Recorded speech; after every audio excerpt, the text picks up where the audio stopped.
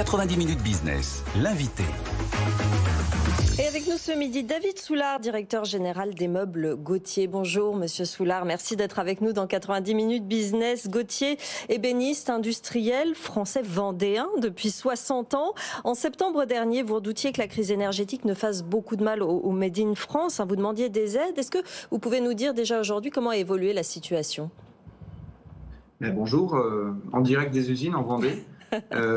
La situation maintenant est claire pour 2023 parce que nous avons effectivement travaillé notre contrat électrique qui s'avère être 3 fois supérieur à 2022. Effectivement, la crise énergétique est là et il a fallu trouver des solutions, entre autres pour nous avec le bois brûlé, pour faire des économies aussi, en tout cas sur la partie d'un bois avant l'hiver. Oui, on va y revenir. Évidemment, vous utilisez en fait des bois issus des forêts brûlées l'été dernier, les forêts des départements autour de la Vendée. Du coup, ça représente quelle part de vos meubles aujourd'hui ?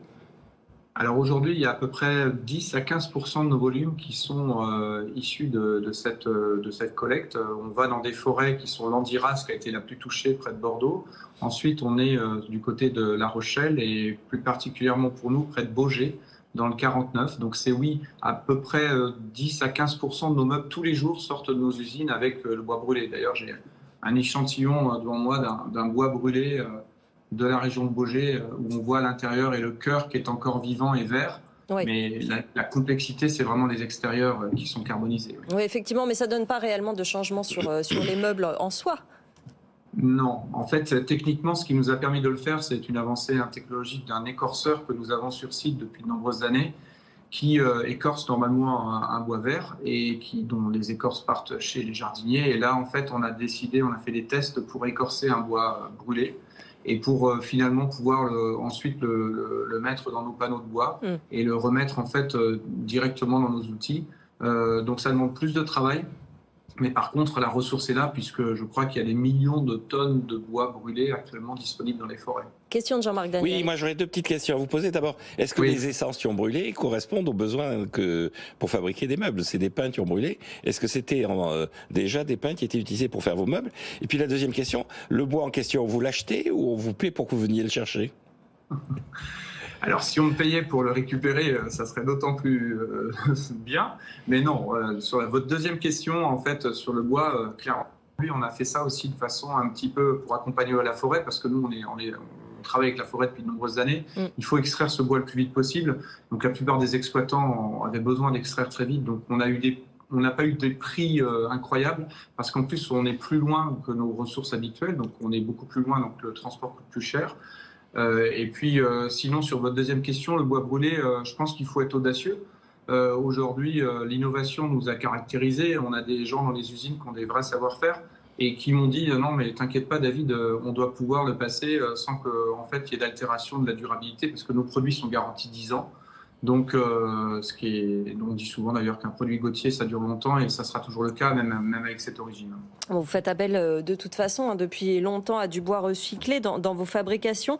Toujours dans un souci d'économie circulaire, vous avez aussi développé une plateforme d'occasion. Oui, tout à fait. On est rentré en lien avec Isidore, qui est une plateforme d'occasion spécifique pour l'ameublement qui se trouve à Bordeaux, et qui nous apportait en fait une spécificité, c'est qu'à l'intérieur de cette plateforme, vous pouvez mettre un produit en vente. Et nous, ce qui nous intéressait, c'était d'aller identifier qu'est-ce qu'était vraiment un produit Gauthier, parce qu'on a 30% des annonces qu'on a rebutées parce que ce n'étaient pas des produits Gauthier. Donc déjà, on réassure celui qui veut vendre d'occasion en disant c'est un produit Gauthier, donc ça c'est important. Et puis le deuxième point, ça permet aussi à nos magasins d'avoir quelque chose à discuter avec les gens qui veulent réacheter du meuble, mais aussi le fait de pouvoir que ce meuble-là ne soit pas jeté, mais parte vers le marché de l'occasion. Donc on a aussi en troisième point le fait qu'on amène aussi une grille tarifaire qui permet de dire qu'un produit Gauthier qui valait 1 000 €, ça vaut peut-être encore 500 ou 600 €. Ce qui est quand même beaucoup plus valorisant que sur le Bon-Coin. Jean-Marc. Oui, non, toute dernière question. Est-ce que, à la vue, au confort, on voit que c'est du bois qui a souffert, ou est-ce que c'est vraiment totalement, grâce à votre innovation, il est totalement impossible d'identifier ce bois recyclé ?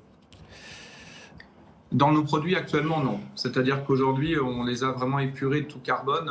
Et comme je vous l'ai dit tout à l'heure, tous nos meubles actuellement sont avec du bois brûlé.